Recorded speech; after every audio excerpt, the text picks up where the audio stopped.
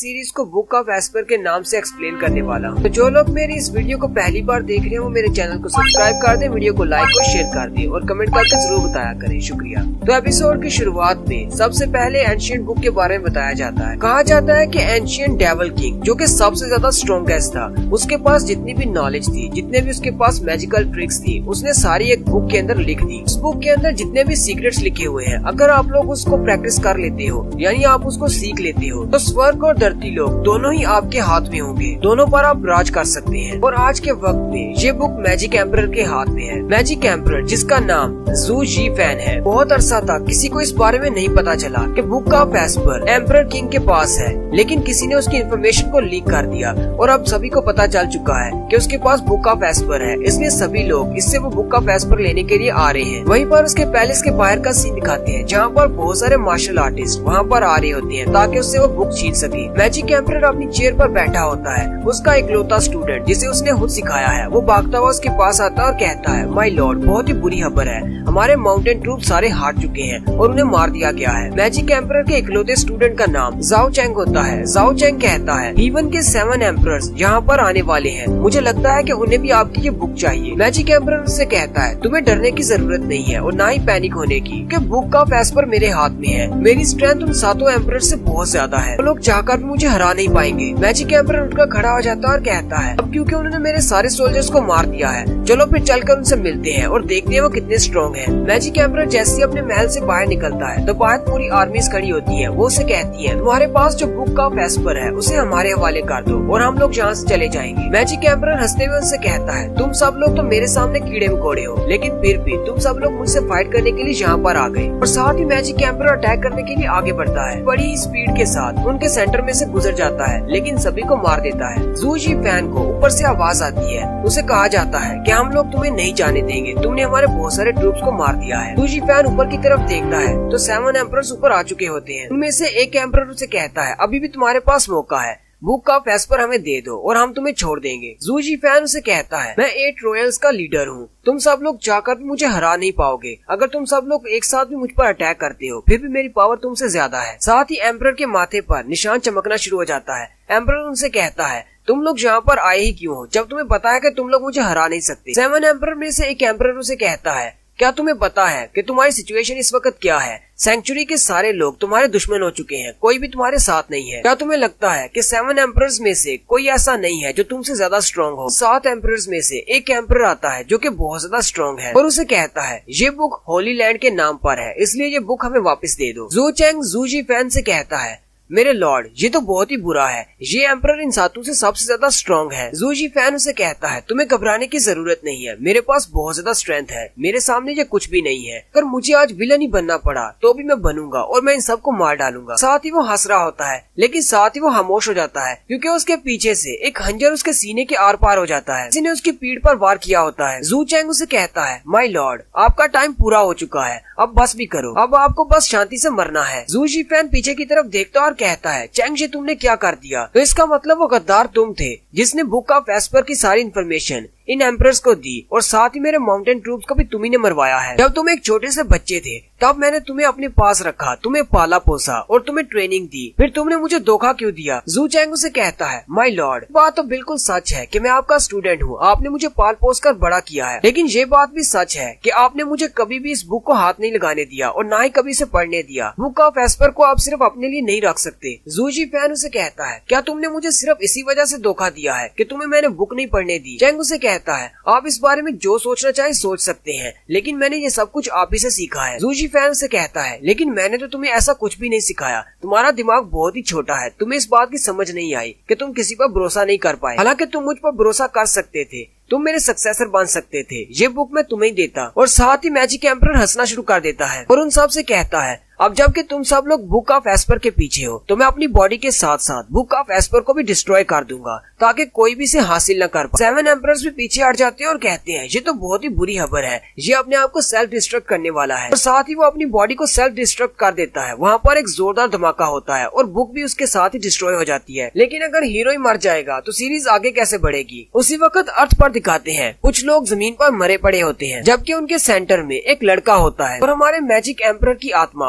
उड़ती हुई आती है और सीधी उस लड़के की बॉडी के अंदर चली जाती है और उसके माथे पर वो निशान बन जाता है जो कि मैजिक एम्परर के माथे पर था। यानी कि मैजिक एम्परर अब इसकी बॉडी में रीबॉर्न हो गया है। मैजिक एम्परर जल्दी से अपनी आंखें खोलता है और उठकर बैठ जाता है। कहता है, क्या अब ये मेरी नई बॉडी है? मैंने तो कभी सोचा भी नहीं था मुझे एक दूसरा जन्म मिलेगा, वो भी एक छोटे लड़के की बॉडी में। जू जीफैन जल्दी से उठकर खड़ा हो जाता है। उसी वक्त उसे साइड से आवाज आती है। वो उस तरफ देखता है तो वहाँ से कुछ वुल्व्स निकलते हैं और वो भागते हुए उस पर अटैक करने के लिए आगे बढ़ते हैं। लेकिन जीफैन उनकी तरफ देखता है और उन्हें घूर कर कहता है, दफा हो जाओ यहाँ से। और वो सारे वुल्व्स इतने ज्यादा डर जाते हैं कि वहाँ से वाकई में दफा हो जाते हैं। मैजिक एम्परर अब जिस लड़के की बॉडी में है उसका नाम ज़ूफैन है। ज़ूफैन चलता हुआ थोड़ा सा आगे जाता है तो एक दरख्त के साथ एक बंदा बैठा होता है जो कि जख्मी होता है। वो ज़ूफैन से कहता है, ज़ूफैन यहाँ पर आओ और मेरी हेल्प करो, मैं बहुत ज्यादा जख्मी हूँ। ज़ूफैन उसकी तरफ देखता है और कहता है, मुझे लगता है कि मैं जिस लड़के की बॉडी में हूँ ये बंदा उसे जानता होगा, लेकिन अच्छी बात ये है कि ये अपनी सेकंड लेयर में है, इसके पास बहुत ज्यादा स्ट्रेंथ है। ज़ूफैन आगे बढ़ता है और कहता है, ये तो बहुत ही अच्छी बात है, मैं इसकी पावर्स को एब्जॉर्ब कर सकता हूँ। वो जाते जाकर उसके मुंह पर अपना हाथ रख लेता है। वो बंदा ज़ूफैन से कहता है, ज़ूफैन तुम ये क्या कर रहे हो? ज़ूफैन उसे आगे से कोई भी जवाब नहीं देता। वो बंदा कहता है, तुम ज़ूफैन नहीं हो, तुम कौन हो? ज़ूफैन आगे से हंसते हुए से कहता है, हाँ तुम बिल्कुल ठीक समझे, मैं ज़ूफैन नहीं हूँ, मैं मैजिक एम्परर हूँ, मेरा नाम ज़ू जीफैन है। साथ ही वो कुछ बोलता है, the 9 secret technique drawn touch, और साथ ही उसकी बॉडी में से उसकी एनर्जी निकलना शुरू हो जाती है और वो बंदा चीखना चिल्लाना शुरू कर देता है जिसकी बॉडी से एनर्जी निकल रही है। नेक्स्ट सीन में दिखाते हैं ज़ूफैन वहीं पर बैठा कल्टीवेट कर रहा होता है, जबकि जिस बंदे की उसने एनर्जी ली है वो एक कंकाल बन चुका है। ज़ूफैन कहता है, ड्रेन टच टेक्निक बहुत ज्यादा प्योर है और जो डेविल हुड यूज किया करता था, इससे हम किसी की भी सोल और पावर को एब्जॉर्ब कर सकते हैं, लेकिन उसे अपनी बॉडी में एब्जॉर्ब करने के लिए बहुत ज्यादा स्ट्रेंथ की जरूरत है। इसकी प्रोसेसिंग में भी काफी ज्यादा टाइम लगता है, इसलिए मुझे आराम से बैठकर कल्टीवेट करना होगा। ज़ूफैन कल्टीवेशन के बाद उठकर खड़ा हो जाता है और उसी कंकाल के ऊपर जो कपड़े होते हैं वो भी उतार लेता है। ज़ूफैन कहता है, सुबह हो चुकी है, मुझे तो पूरी रात लग गई इसकी बॉडी से निकलने वाली एनर्जी को एब्जॉर्ब करने में। साथ ही वो अपने हाथ पर कुछ इलेक्ट्रिक पावर निकालता है, सामने पड़े हुए पत्थर पर फेंक कर उसे डिस्ट्रॉय कर देता है। साथ ही वो कहता है, ज़ू चैंग और एम्परर ऑफ स्वर्ड, मेरा इंतजार करो, मैं बहुत जल्दी वहाँ पर आऊंगा और अपना बदला लूंगा। वो चिल्लाकर कहता है, जब मैं होली लैंड में वापस आऊंगा तुम सब लोगों को मरना होगा। ज़ूफैन कहता है, मैंने इस लड़के की बॉडी को कमल तौर पर रिपेयर कर दिया है, अब इसकी बॉडी 0 से 5th लेयर तक पहुंच चुकी है। साथ ही वो दरख्तों के ऊपर से छलांगे लगाता हुआ सामने की तरफ चला जाता है और कहता है, मुझे लगता है कि इसकी बॉडी को कल्टीवेट करने में बहुत ज्यादा टाइम लगने वाला है, इसलिए होली लैंड में अभी तो नहीं जा सकता। तो दरख्तों के ऊपर से कूदता हुआ जा रहा होता है कि वहीं पर उसे नीचे कुछ लोग खड़े हुए दिखाई देते हैं। वो वहीं पर रुक जाता है और उनकी बातें सुनना शुरू कर देता है। वहाँ पर नीचे 2 फैमिलीज के लोग होते हैं, एक सन फैमिली के और एक लू फैमिली के। लू फैमिली से एक लड़की और उसका छोटा भाई होते हैं, जबकि उनके साथ उनका गार्डियन भी होता है। लू फैमिली का गार्डियन दूसरी फैमिली से कहता है, सन फैमिली के लोगों, तुम लोगों ने हमें धोखा दिया है, तुम लोग ट्रेटर्स हो। सामने वाली फैमिली के मास्टर का नाम सन गांजिया होता है। गांजिया उसे कहता है, टोंगलिंग, तुम्हें तो सियासत के बारे में बिल्कुल भी नहीं पता, इतने साल हो गए तुम्हें हमारे साथ काम करते हुए, क्या तुम अभी तक हमें समझ नहीं पाए कि हम लोग किस तरह काम करते हैं? लू फैमिली की लड़की उसे कहती है, सन गांजिया,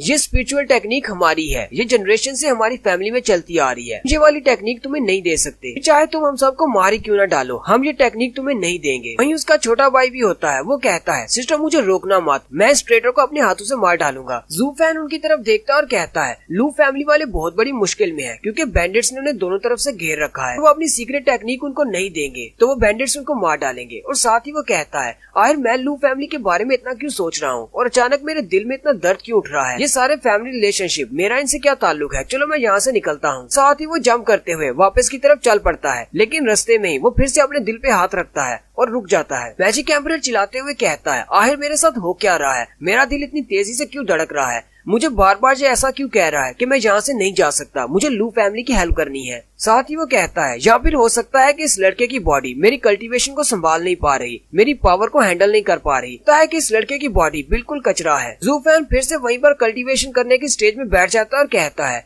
इसका दिल बिल्कुल नॉर्मल धड़क रहा है और इसकी मेंडियन स्टेज भी बिल्कुल ठीक है, एनर्जी का फ्लो भी बिल्कुल ठीक है, सांस की रफ्तार भी बिल्कुल ठीक है, तो फिर मसला क्या है? साथ ही वो उठकर फिर से दरख्त के ऊपर जाता है, से वो इस लू फैमिली की लड़की के चेहरे को देखता है, उसका दिल फिर से नॉर्मल हो जाता है और उसकी चेस्ट में जो पेन होता है वो भी खत्म हो जाता है। वो फिर से वापस आ जाता है और कहता है, आखिर यहाँ पर हो क्या रहा है? जैसे ही मैं उस लड़की को देखता हूँ मैं बिल्कुल नॉर्मल हो जाता हूँ। मैजिक एम्परर कहता है, ये तो मैजिक ऑफ हार्ट है, ये वो ऐसा कर्स मैजिक है जिससे तो मैजिक एम्परर और डेविल किंग भी नहीं बच पाया। मैजिक ऑफ हार्ट हम जैसे मैजिशियंस के लिए शराब की तरह है, हम लोग अपनी मर्जी से कुछ भी नहीं कर सकते। अगर हम लोग इस मैजिक को कास्ट करने वाले की बात नहीं मानते तो हम लोग मर जाएंगे। ज़ूफेन कहता है चलो पहले इस लड़के की मेमोरीज को देखते हैं, आखिर ये मैजिक ऑफ हार्ट है किस किस्म का और किसने इस पर कास्ट किया है। जैसे ही वो उसकी मेमोरीज देखता है, यानी ज़ूफेन की मेमोरीज को देखता है, तो उसे पता चलता है कि ज़ूफेन के डैड ने लू फैमिली को बचाने के लिए अपनी जान दे दी थी और उसके बाद से ज़ूफेन लू फैमिली में ही रह रहा है। लू फैमिली वाली वो लड़की वो उसे हमेशा से प्रोटेक्ट करती आई है। ज़ूफेन गार्डियन से कहता है मुझे भी प्रैक्टिस करवाओ, मुझे मैजिक सीखना है ताकि मैं तुम्हारी तरह एक गार्डियन बन सकूं। वो उसे कहता है तुम अभी बच्चे हो, तुम्हारे पास इतनी स्ट्रेंथ नहीं है कि तुम प्रैक्टिस कर सको, लेकिन एक दिन तुम बहुत ही अच्छे गार्डियन बनोगे।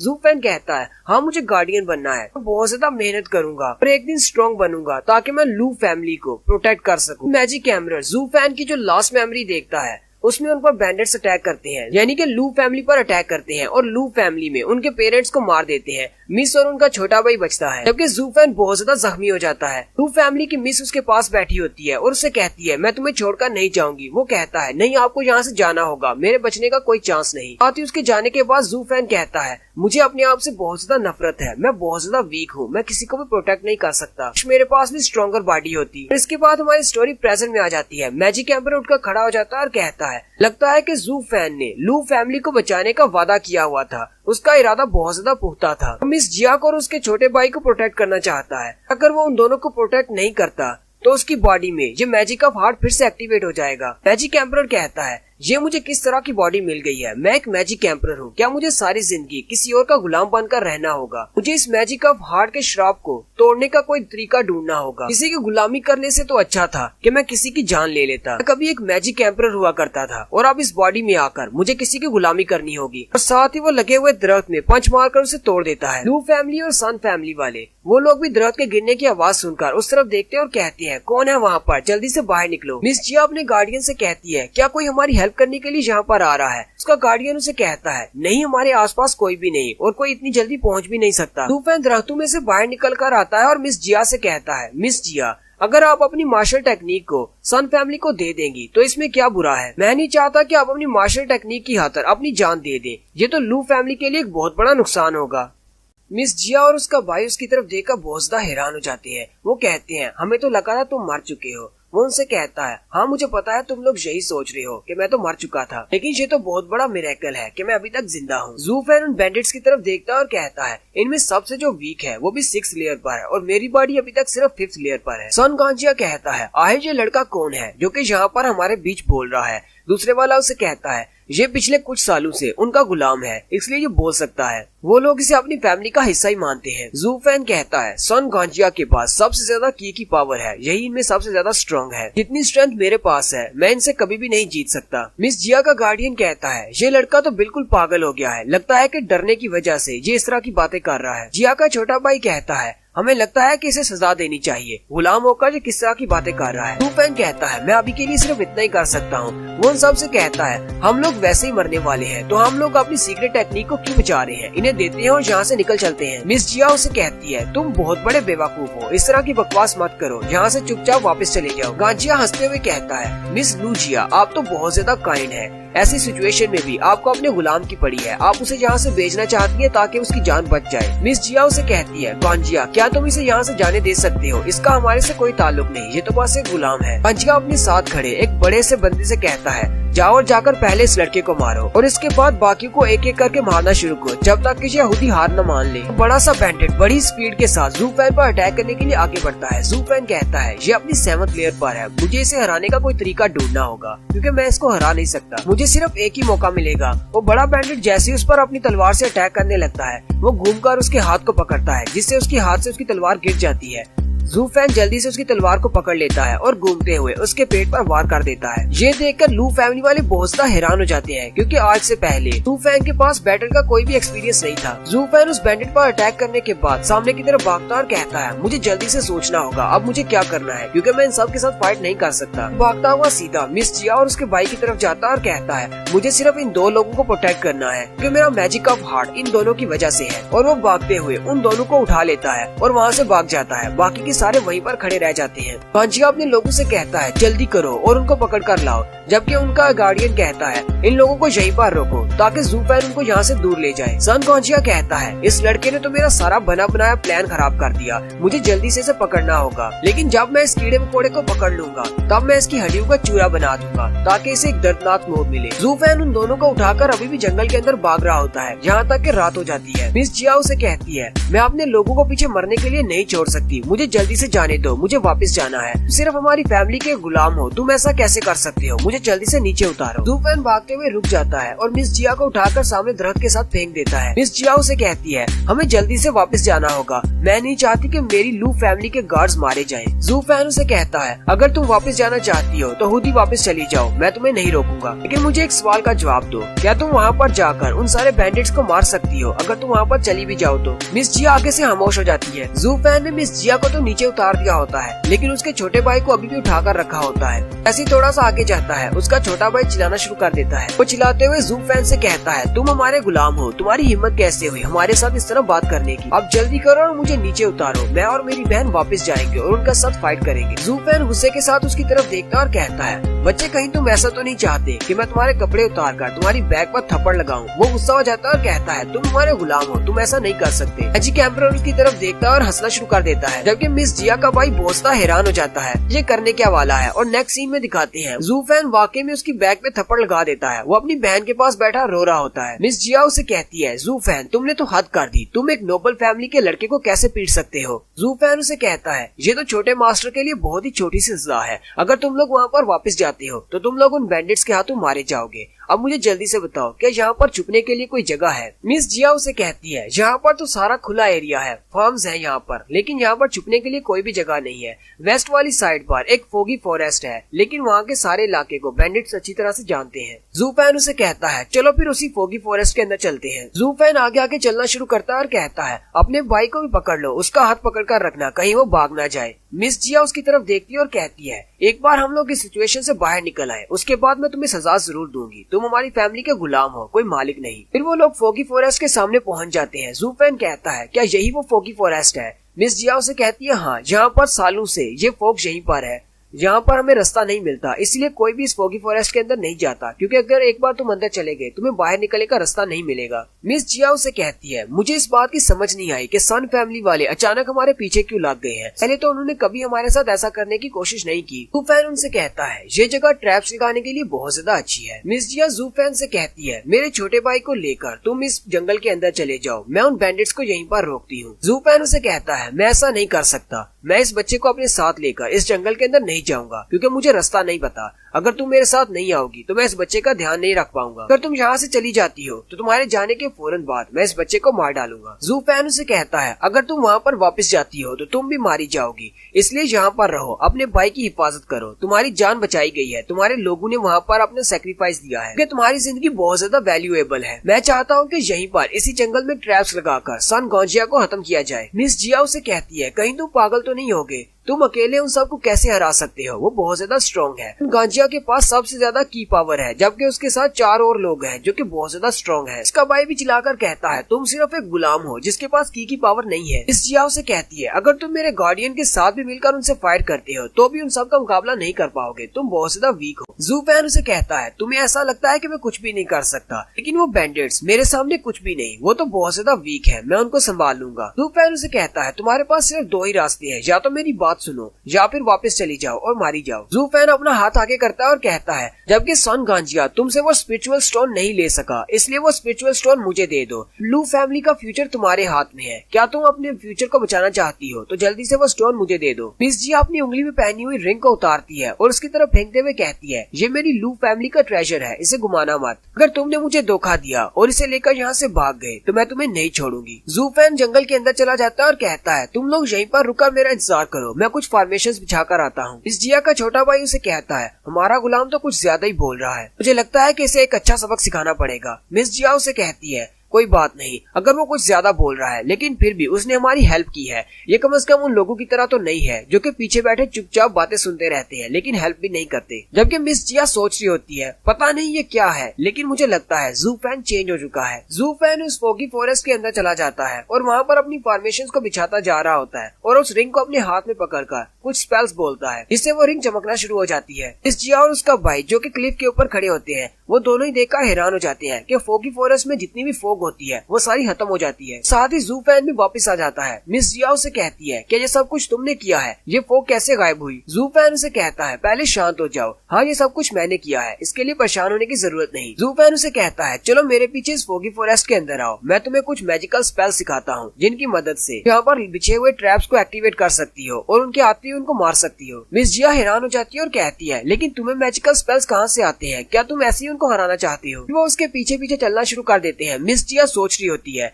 मैजिकल फॉर्मेशन और अरेज तो बहुत ज्यादा इम्पोर्टेंट है क्योंकि मार्शल आर्ट्स की टेक्निक्स भी इन सब के सामने बेकार है। लेकिन ज़ू फैन ये तो सिर्फ एक गुलाम है, इसके पास ऐसी मैजिकल फॉर्मेशंस कहाँ से आई? मिस जिया उसे कहती है तुम ये कैसे करने वाले हो? ज़ू फैन उसे कहता है तुम्हें इस बारे में सोचने की जरूरत नहीं कि मैं इसे कैसे करूंगा, मैंने सारी फॉर्मेशंस बिछा दी हुई है, अब मैं तुम्हें सिखाता हूँ कि उन्हें एक्टिवेट कैसे करना है, हम बस वेट करेंगे उनके मरने का। नेक्स्ट सीन में सन गांजिया को दिखाते हैं जिसने उनके गार्डियन को पकड़ रखा है। उसके लोग उसे बताते हैं कि वो लोग फोगी फॉरेस्ट के अंदर चले गए हैं। गार्डियन टॉन्गलिंग उसे कहता है तुम मुझे अभी मार डालो, तुमने मुझे बंदी क्यों बनाकर रखा हुआ है, अगर मैं बच गया तो मैं तुम्हें मार डालूंगा और सबका बदला लूंगा जिन्हें तुमने मारा है। गांजिया उसे कहता है मैं तुम्हें ऐसे नहीं मार सकता क्योंकि मुझे तुम्हारी जरूरत है, मैं तुम्हें हॉस्टेज बनाकर रखूंगा। वैसे भी पता है कि मिस जिया बहुत ज्यादा काइंड है, वो तुम्हें जब इस हालत में देखेगी तो वो जल्दी से अपनी स्पिरिचुअल एनर्जी मुझे दे देगी। और वैसे भी इस फोगी फॉरेस्ट के अंदर हमें रास्ता नहीं पता, हम लोग पहले कभी यहाँ पर नहीं आए। लोग जैसे ही फोगी फॉरेस्ट के अंदर एंटर होने वाले होते हैं वो वहीं पर रुक जाते हैं। एक बंदा कहता है सन गांजिया जरा सामने देखो, वहाँ पर दरख्त के नीचे कोई बैठा हुआ है। वो लोग जब थोड़ा गौर से उसे देखते हैं तो वो ज़ू फैन होता है। वो कहते हैं ये तो वही लड़का है जिसने उस बड़े बैंडिट को मारा था। ज़ू फैन उनकी तरफ देखकर मुस्कुराता और कहता है हेलो एवरीवन, मैं तो कब से तुम्हारा इंतजार कर रहा था, तुम लोग आने में बहुत देर कर दी। सन गांजिया ज़ू फैन से कहता है एक गुलाम होकर तुम बहुत ज्यादा बहादुर हो,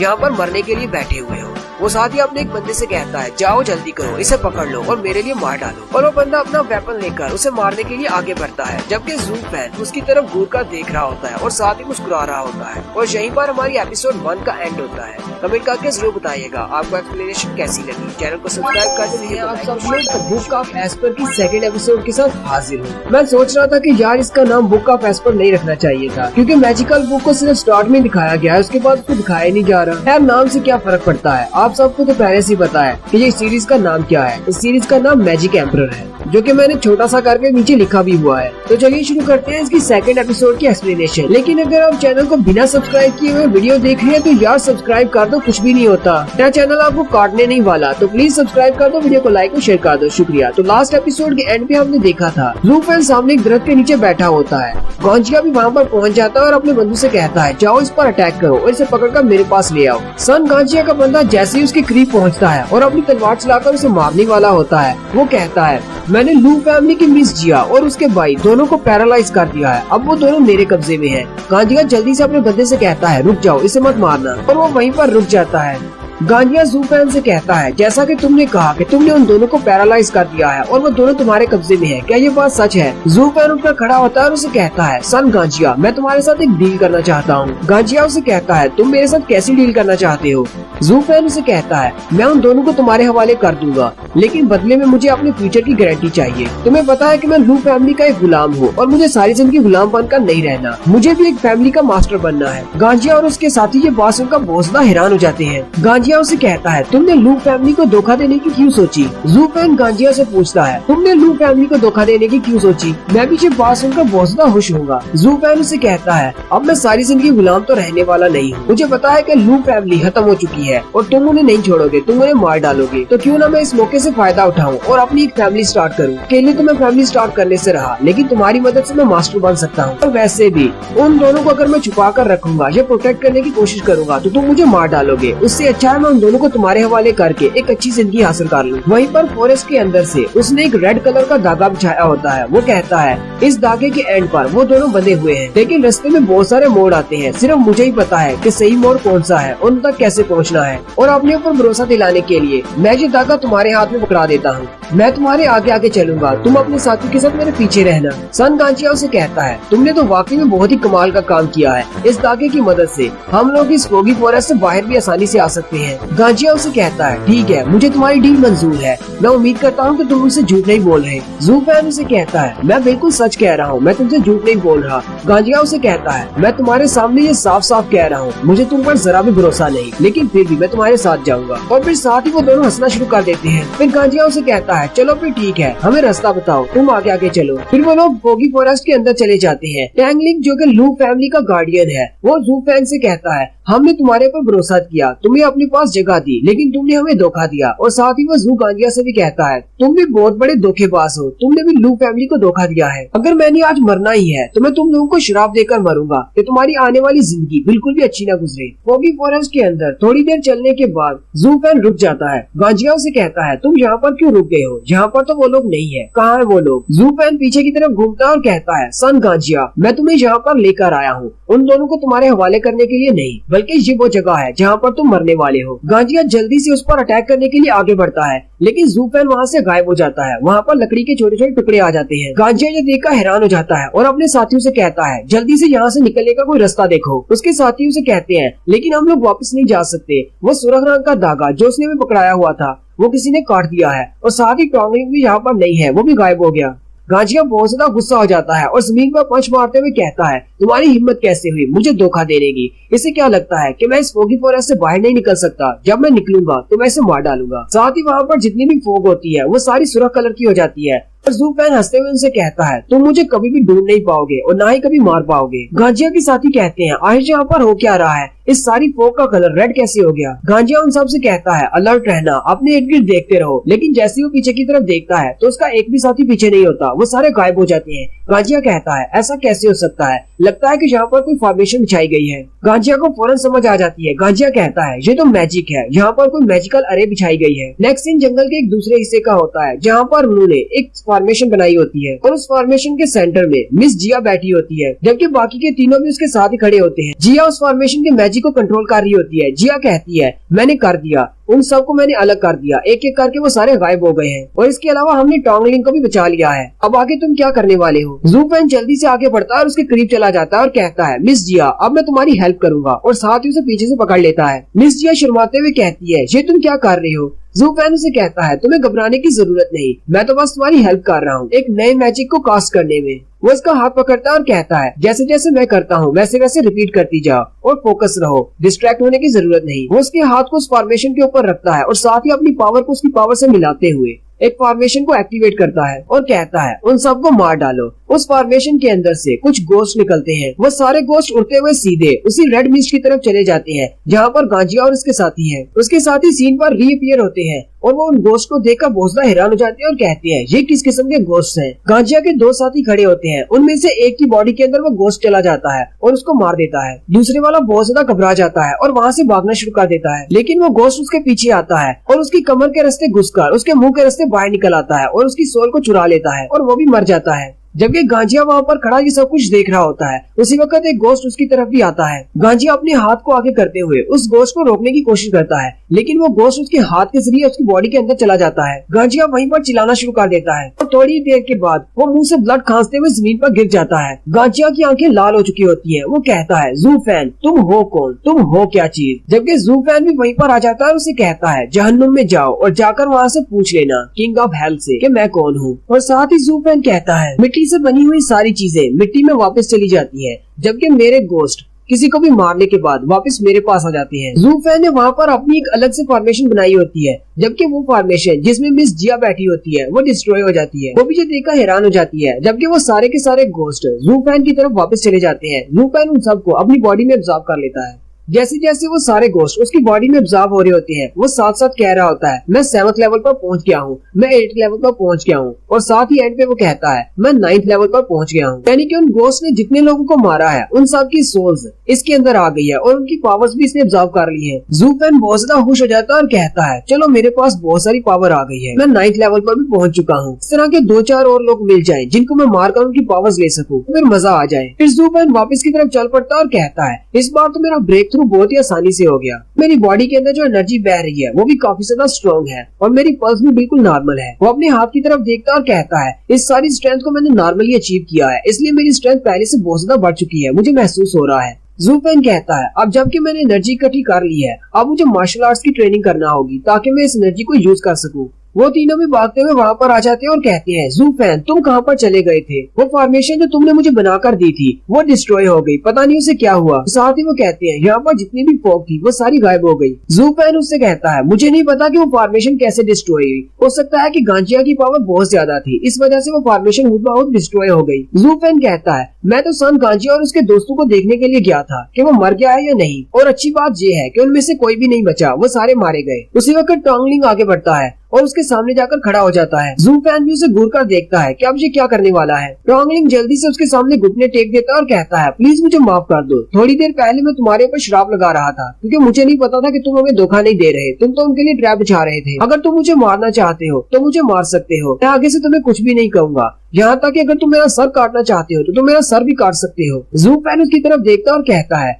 ये बंदा तो बहुत ज्यादा वफादार है। साथ ही उसे अपने उस डिसाइपल की याद आ जाती है, जाओ चैंग की। वो कहता है काश मेरा डिसाइपल जाओ चैंग भी इस तरह का वफादार होता और आज मैं यहाँ पर नहीं होता। ज़ू फैन आगे बढ़ता है और उसे कहता है तुम हमारी फैमिली के हेड गार्डियन हो और मैं सिर्फ एक गुलाम हूँ, तुम्हें गुलाम के सामने इस तरह नहीं झुकना चाहिए, और गुलाम होते हुए मैं तुम्हें सजा कैसे दे सकता हूँ। और दूसरी बात, ये ट्रैप का आइडिया सिर्फ मेरा था, लेकिन सब कुछ किया तो मिस जिया ने है, हमने आज की जीत मिस जिया की वजह से हासिल की है। ये बात सुन के वो बहुत ज्यादा खुश हो जाता है और कहता है मिस जिया क्या वाकई में आपने इसकी हेल्प की है, आप तो बहुत ज्यादा महान है। साथ ही वो खुश होकर कहता है हमारी लू फैमिली का हाथ बिल्कुल सुरक्षित हाथों में है, अब हमारी लू फैमिली फिर से फ्यूचर में बहुत ज्यादा तरक्की करेगी। ज़ू फैन मिस जिया से पूछता है अब जबकि हमारे सामने और कोई भी खतरा नहीं है, कोई भी बैंडिट्स नहीं रहे, तो अब हम लोग क्या करने वाले हैं। टोंगलिंग कहता है वैसे तो मेरा मकसद इसको प्रोटेक्ट करने का था क्योंकि हम लोग फैंग सिटी में काई फैमिली के पास जा रहे हैं। वैसे भी तुम्हें तो ये बात अच्छी तरह से पता है कि काई फैमिली का जो लड़का है उसकी शादी मिस जिया के साथ होने वाली है। ज़ू फैंग उसकी बात सुनकर सोचना शुरू कर देता और कहता है काई फैमिली फैंग सिटी की सबसे बड़ी फैमिली है, अगर हम मिस जिया को उनके हवाले कर देते हैं हो सकता है कि ऐसा करने से मेरा मैजिक का फाड़ खत्म हो जाए और मेरे ऊपर से श्राप उठ जाए, फिर मैं आजाद हो जाऊंगा, चाहे मैं जो मर्जी कर सकता हूँ। ज़ू फैंग बहुत ज्यादा एक्साइटेड हो जाता है और उनसे कहता है चलो फिर जल्दी से काई सिटी चलते हैं और मिस जिया की शादी करवाते हैं। उसी वक्त एक और केव का सीन दिखाते हैं जहाँ पर एक बंदा एक मास्टर के पास आता है और उसे कहता है मैं वापस आ गया। वो उससे पूछता है क्या सन गांजिया अपने मकसद में कामयाब हुआ या नहीं। वो उसे कहता है नहीं, सन गांजिया मारा गया है और लू फैमिली वाले फैंग सिटी में चले गए हैं काई फैमिली के पास। वो उसे कहता है जाओ उन पर नजर बनाए रखो। उसके जाने के बाद वो अपनी चेयर पर से उठता है और साथ वाले रूम में चला जाता है जहाँ पर एक मास्टर पड़े होते हैं पैरालाइज हालत में। वो उसे हाथ लगाते हुए कहता है तुम्हारा पुराना दोस्त वहीं पर है, तुम्हारा इंतजार कर रहा है कि कब तुम वहाँ पर आओगे। जैसे ही मुझे पाम ऑफ रिटर्निंग ड्रैगन की टेक्निक मिल जाएगी मैं तुम्हें भी उसके पास ही भेज दूंगा, फिर तुम दोनों जी भर कर मिल लेना। और साथ ही वो जोरदार कहका लगाकर हंसना शुरू कर देता है और यहीं पर हमारी एपिसोड 2 का एंड होता है। एक्सप्लेनेशन अच्छी लगी हो तो कमेंट करके जरूर बताएं, चैनल को सब्सक्राइब कर दें, वीडियो को लाइक और शेयर कर दें। शुक्रिया।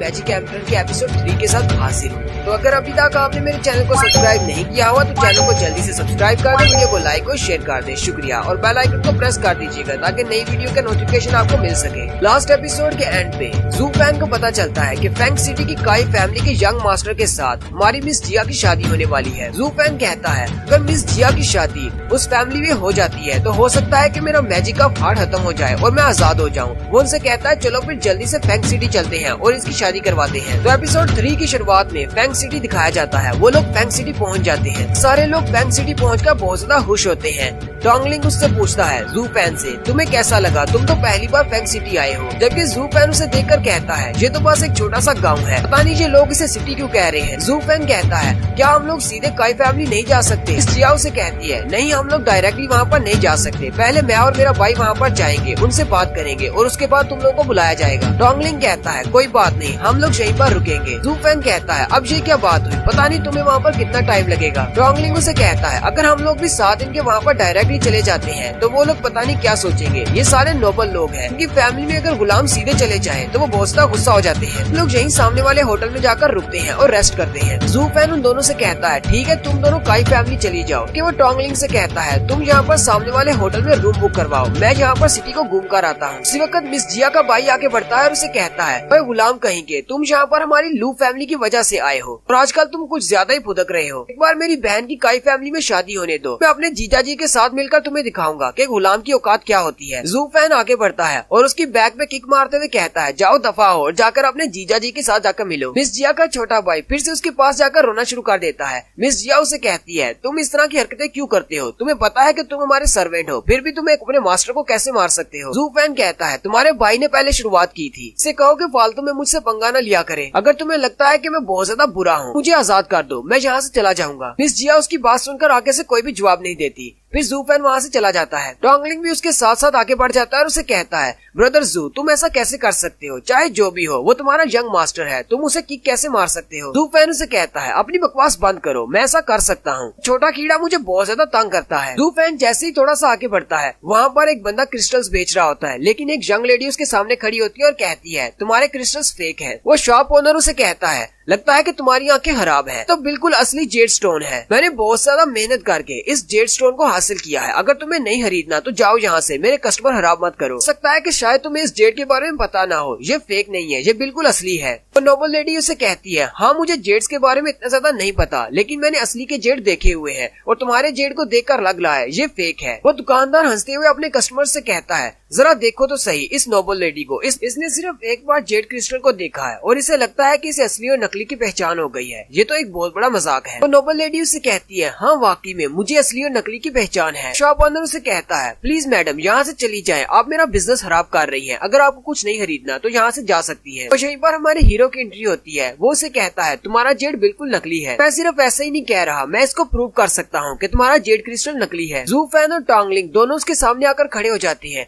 जू फैन कहता है हाँ मैंने बिल्कुल ठीक कहा, तुम्हारा जेड नकली है और मैं इसको साबित भी कर सकता हूँ। वो शॉप ओनर चिल्लाकर उसे कहता है अब तुम कहाँ से आ टपके, अगर तुम साबित कर सकते हो तो साबित करके दिखाओ कि मेरा जेड नकली है। मुझे लगता है कि तुम यहाँ पर मेरा बिजनेस खराब करने के लिए आए हो, तुम तो सिर्फ ऐसे ही बकवास कर रहे हो, मेरे सारे के सारे क्रिस्टल बिल्कुल असली है। जू फैन हंसते हुए उसे कहता है अगर तुम्हें मेरी बात पर यकीन नहीं तो चलो फिर टेस्ट करके देख लेते हैं, मैं तुम्हें साबित करके दिखाता हूँ तो तुम्हारे जेड क्रिस्टल नकली है। जू फैन वहीं टेबल के ऊपर पानी का एक प्याला रख लेता है। वहाँ पर इर्द गिर्द बहुत सारे लोग इकट्ठे होते हैं। वो उन सबसे कहता है मैंने इस प्याले के अंदर नॉर्मल वाटर डाला हुआ है जो कि आप कहीं से भी ले सकते हो और इसके अंदर मैं सल्फर के टुकड़े डालने वाला हूँ, तुम अपनी जेड क्रिस्टल को मुझे दे दो, हम इस पानी में उसे डालेंगे और हमें पता चल जाएगा कि वो नकली है या असली है। शॉप ओनर उसे अपना जेड क्रिस्टल देते हुए कहता है चलो फिर देखते हैं। जू फैन उस क्रिस्टल को पानी के अंदर डाल देता है। क्रिस्टल का रंग पहले ग्रीन कलर का होता है, जैसे वो पानी के अंदर जाता है उसके ऊपर से उसका रंग उतरना शुरू हो जाता है और सारा पानी भी रेड कलर का हो जाता है। तो शॉप ओनर बाकी के लोग भी ये देखकर बहुत ज्यादा हैरान हो जाते हैं, उसका क्रिस्टल वाकई में नकली होता है। जू फैन उसे कहता है तुम सब लोगों को सरप्राइज होने की जरूरत नहीं, ये क्रिस्टल तो पहले से ही फेक था, जैसे इसे पानी के अंदर मैंने डुबोया इसके ऊपर जो रंग चढ़ाया गया था वो उतर गया। जू फैन उस क्रिस्टल को हाथ में पकड़ते हुए कहता है अब तुम्हें ये बात मानना होगी कि ये नोबल लेडी बिल्कुल ठीक कह रही थी, ये क्रिस्टल नकली है। वो शॉप ओनर कहता है अच्छा ठीक है मैं ये बात मान लेता हूँ। वो नोबल लेडी उसे कहती है तुम्हारा ये जेड स्टोन 3 स्पिरिचुअल स्टोन का है, अगर तुम देना चाहो तो मैं खरीद लूंगी, क्योंकि ये एक फेक स्टोन है। इसी वक्त उस शॉप ओनर के सर में कुछ लगता है, वो पीछे की तरफ देखता है और कहता है मुझे पत्थर किसने मारा। तो पीछे जितने भी कस्टमर उससे क्रिस्टल लेकर गए होते हैं वो सारे अपने क्रिस्टल्स लेकर वापस आ जाते हैं और कहते हैं हमें रिफंड चाहिए, तुमने हमें धोखा दिया है। और फिर सारे मिलकर उसको पीटना शुरू कर देते हैं। वो शॉप ओनर उसे कहता है बच्चे तुम इंतजार करो, मैं तुम्हें नहीं छोड़ूंगा, तुम्हें कभी माफ नहीं करने वाला, तुमने तो मेरे बिजनेस का कबाड़ा कर दिया है। वो नोबल लेडी उसे कहती है यंग मास्टर तुम्हारी आंखें तो बहुत ज्यादा तेज है, मुझे पहले से पता था कि वो क्रिस्टल फेक है लेकिन मैं उसको साबित नहीं कर सकती थी। जू फैन उसे कहता है हाँ मैं पहले भी इस तरह की चीजों को एक्सपीरियंस कर चुका हूँ, इसलिए मुझे मेथड आता था। जू फैन उसे कहता है क्या तुम वाकई में उसे 3 स्पिरिचुअल स्टोन से खरीदना चाहती थी, ताकि तुम ये बात जानती हो कि वो एक फेक क्रिस्टल है। नोबल लेडी उसे कहती है नहीं मैं उसे खरीदने वाली नहीं थी, मैं तो बस लोगों को बता रही थी कि ये क्रिस्टल्स फेक हैं और ये बंदा उन्हें धोखा दे रहा है। और फिर वो औरत वहाँ से चली जाती है क्योंकि जू फैन उसकी तरफ देखकर सोच रहा होता है इस लड़की की आंखें तो बहुत ज्यादा जहरीली है, मेरे पास बहुत ज्यादा एक्सपीरियंस है ऐसे लोगों को पहचानने का। जू फैन टोंगलिंग से कहता है तुम वापस होटल में चले जाओ और इसके अलावा मुझे तुमसे 10 स्पिरिचुअल स्टोन उधार चाहिए। टोंगलिंग कहता है लेकिन तुम्हें क्यों चाहिए। जूफेन कहता है मुझे कुछ खरीदना है। टोंगलिंग उसे अपनी पोटली में से 10 स्पिरिचुअल स्टोन्स निकाल कर देता है और साथ ही रो रहा होता है, जबकि जूफेन उन स्पिरिचुअल स्टोन्स को लेकर एक बंद गली में चला जाता है क्योंकि उसे पता होता है कि वो शॉप ओनर उसे वहीं पर मिलने वाला है। जूफेन जैसे ही थोड़ा सा आगे बढ़ता है वो शॉप ओनर निकलता है। जूफेन कहता है मैं तुम्हें ही ढूंढ रहा था। शॉप ओनर भी हैरान हो जाता है और कहता है लेकिन तुम मुझे क्यों ढूंढ रहे थे? तुमने तो मेरे बिजनेस का कबाड़ा किया है, तुम अब यहाँ पर क्या करने के लिए आए हो? जूफेन कहता है मैं तुमसे वो जेड क्रिस्टल खरीदने के लिए आया हूँ, थोड़ी देर पहले जिसे मैंने नकली साबित किया था। मैं तुमसे वो स्टोन खरीद लूंगा, मैं तुम्हें 10 स्पिरिचुअल स्टोन्स दूंगा। 10 स्पिरिचुअल स्टोन्स का सुनकर वो शॉप ओनर भी हैरान हो जाता है। शॉप ओनर उसे कहता है जबकि तुम्हें पता है कि ये क्रिस्टल नकली है, फिर भी तुम इसे खरीदना चाहते हो, वो भी 10 स्पिरिचुअल स्टोन देकर। तुम्हारा दिमाग तो नहीं खराब हो गया? जूफेन उसे कहता है हालांकि ये क्रिस्टल नकली है लेकिन मेरे लिए फिर भी काम का है, क्या पता मैं इसे तुमसे भी ज्यादा महंगी प्राइस में बेच सकूं, यानी मैं 10 का खरीद कर शायद इसे 50 में बेच सकूं। वो शॉप ओनर उसे कहता है अच्छा ठीक है, इसका मतलब तुम भी बिजनेस करना चाहते हो, मैं तुम्हें ये क्रिस्टल दे तो सकता हूँ, लेकिन एक मसला है। क्या तुम्हें पता है कि तुम्हारी वजह से मुझे कितना ज्यादा नुकसान हुआ है? मैंने जितने भी क्रिस्टल्स बेचे थे वो सारे लोग वापस करवा गए हैं और अपने पैसे उन्होंने वापस ले लिए। मेरा सारा बिजनेस ठप हो गया और लोगों ने मुझे पीटा भी है।